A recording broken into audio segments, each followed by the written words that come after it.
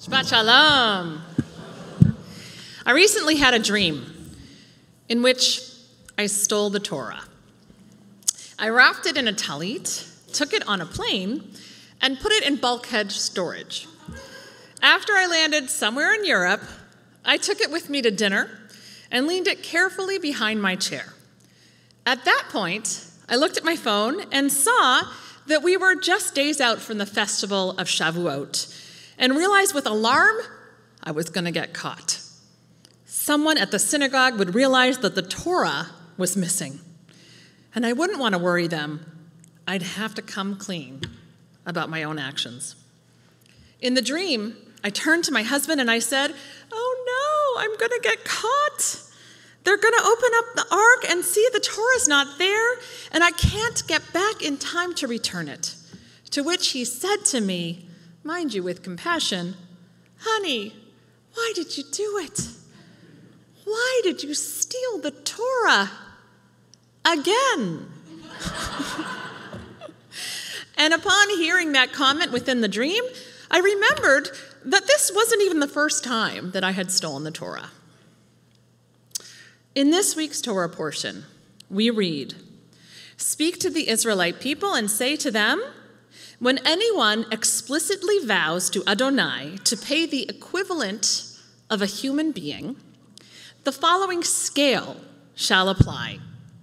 If it is a male from 20 to 60 years of age, the equivalent is 50 shekels of silver by the sanctuary weight. If it is a female, the equivalent is 30 shekels. This bears repeating. A male's worth is equivalent to 50 shekels, and a female, 30. What do we do with this incredibly offensive text? And not just this offensive text, but the other texts in the Torah that we would also prefer to ignore, reject, or explain away. As modern Jews who are spiritually, ethically, and intellectually bound to Torah, we are left in a quandary. What do we do with sacred text that does not resonate with our values? We have several strategies. We look at the historical context of the text. How would our ancestors of old have received it in the times of the Torah? Women were understood at that time to be property of men. They went from their father's home to their husband's home. So we can think of this strategy then as, this text does not apply to me. It's no longer relevant. A second strategy is not to read troubling texts literally at all, rather to look for metaphors within them and search for hidden and spiritual teachings. And a third strategy is to simply reject, almost erase what we can't relate to. We cherry pick the Torah for what seems most relevant. Torah means teaching. We are Israel. Our forefather Jacob, later named Israel, wrestled with God. We also take the name Israel. We wrestle with the Torah. Within it, we sometimes see sides of ourselves we would prefer not to.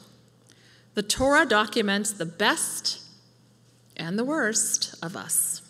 It shows us what we are capable of, what distorted values we might be carrying.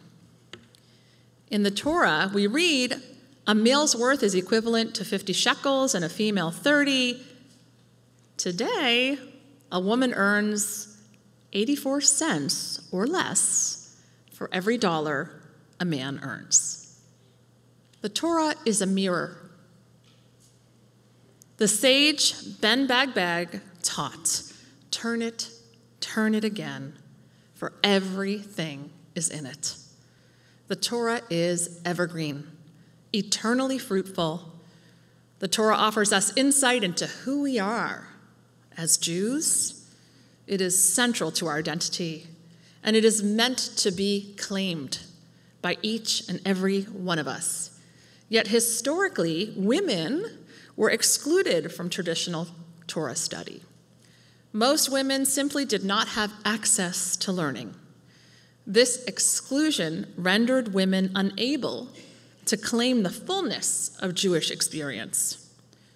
In the 20th century, we saw the first females on the bima, beginning with the bat mitzvah of Mordechai Kaplan's daughter, Judith Kaplan Eisenstein, in 1922, and then with the first female rabbi, Sally Priesand, who was ordained in 1972 and took her first pulpit right here at Stephen Wise Free Synagogue.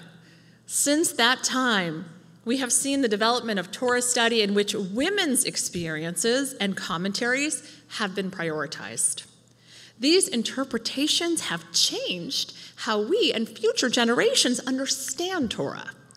Likewise, with the rise of Jewish LGBTQIA+ scholarship, congregations, study groups, and communities, LGBTQIA+ interpretations enhance understandings of Torah.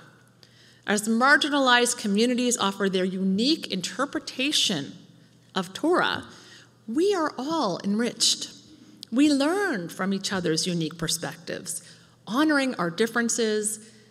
We see that learning together is a powerful reminder of the ways in which we are all deeply connected.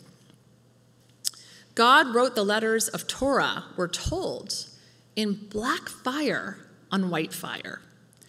The black fire is the text. The white fire is the blank space in which each and every person adds their voice to Torah. The white fire makes space for all of us. No one is more deserving, more worthy, more human than another. Moses said, "When I come to the Israelites and say to them, 'The God of your ancestors sent me to you,' and they ask me, 'What is God's name?' What shall I say to them?" And God says to Moses, "Ehyeh asher ehyeh." The name God calls God's self to Moses here is fluid. It's a dynamic name. Ehyeh asher ehyeh. I am what I am. I will be what I will be. God will always be with us. Revelation unfolds in every generation. In just over a week, we will be celebrating Shavuot, the festival that commemorates the receiving of Torah. Our tradition tells us we were all there at Revelation. On this, the Erev of Pride Month, may we all harness the spiritual energy of this moment to claim Torah for ourselves and to honor and learn from each other. Shabbat Shalom and happy Pride.